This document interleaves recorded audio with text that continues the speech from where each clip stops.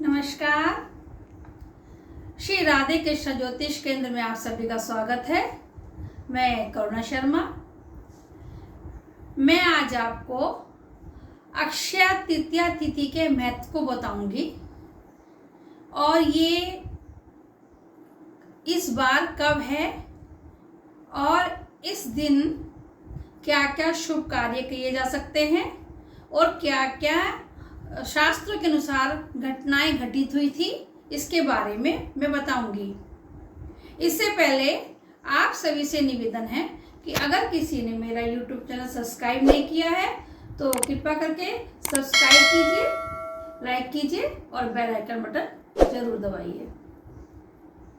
वैशाख शुक्ल पक्ष की तृतीया तिथि को अक्षय तिथि कहा जाता है।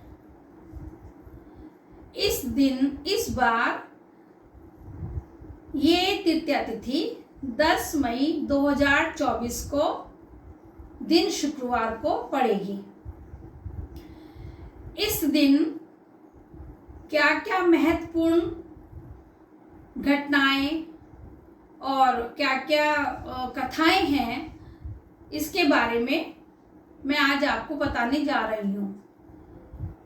वैसे तो इस दिन 25 घटनाओं के बारे में शास्त्रों में लिखा गया है कि 25 कथाएं मतलब प्रचलित हुई हैं, लेकिन मैं उसमें से कुछ थोड़ी ही बातें आपको बताऊंगी जो मैंने पढ़ी हैं।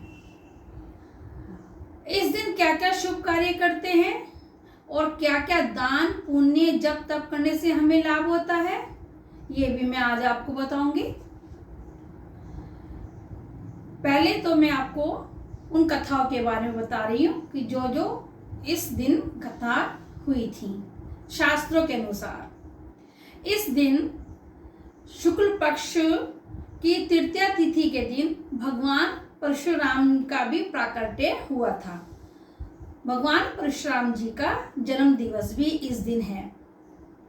शास्त्रों के अनुसार इस दिन सतयुग का प्रारंभ हुआ था और इस दिन त्रेता युग का भी प्रारंभ हुआ था, ऐसा कहा गया है।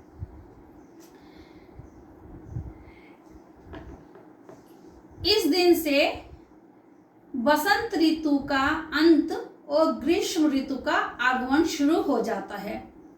इसलिए इस दिन ठंडी चीजों का दान करना बहुत महत्वपूर्ण है। जो इस समय की सीजनल चीजें होती हैं उनका महत्व बहुत पुण्य माना जाता है। वो मैं आपको बताऊंगी क्या क्या दान किया जाता है। आज के दिन मतलब अक्षय तृतीया के दिन ही वृंदावन में श्री बांके बिहारी जी के श्री चरण कमल का भी दर्शन होता है। पूरे साल उनके चरण उनके वस्त्र से ढके रहते हैं। अक्षय तृतीया तिथि के दिन ही चरणों के दर्शन का लाभ हम प्राप्त कर सकते हैं। अक्षय तृतीया दिन के दिन ही माँ गंगा का अवतरण भी धरती पर हुआ था। शास्त्रों के अनुसार भागीरथ ने माँ गंगा से प्रार्थना करके उनको ब्रह्मलोक से धरती पर वो लेकर आए थे। भगवान श्री कृष्ण से द्वारिकाधीश से उन सुदामा जी का मिलन भी आज के दिन ही हुआ था। सुदामा जी आज के दिन ही मतलब अक्षय तृतीया के दिन ही द्वारिकाधीश के पास गए थे उनसे अपने मित्र से मिलने के लिए। ये कुछ घटनाएं हैं, वैसे तो बहुत सारी लिखी हैं लेकिन मैंने थोड़ा थोड़ा आज आपको बताया है। अक्षय तृतीया का मतलब है कि इसका क्षय नहीं होना, मतलब इस दिन किया हुआ कोई भी पुण्य हमारा व्यर्थ नहीं जाता है।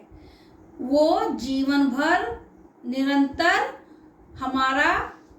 हमारे मरणोपरांत भी हमको उसका फल प्राप्त होता है और वो हमारा अक्षय मतलब घड़ा हमारा उस पुण्य से भरा रहता है।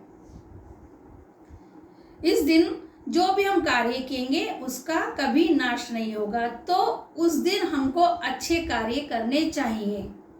जैसे विष्णु जी का हमको जप तप करना चाहिए। माँ लक्ष्मी और विष्णु जी की, श्री नारायण लक्ष्मी नारायण की पूजा करना इस दिन बहुत श्रेष्ठ कर रहेगा।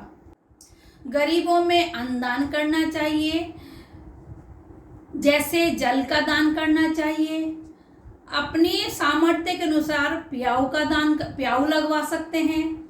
गर्मी के मौसम की चीज़ें जैसे पंखा और कूलर, जिसकी जितनी सामर्थ्य है आप उनको किसी धार्मिक स्थान पर, धर्मशाला पर या कहीं समाज सेवा में आप उसको दे सकते हैं। पवित्र नदियों में इस दिन स्नान करने से बहुत अत्यधिक लाभ होता है।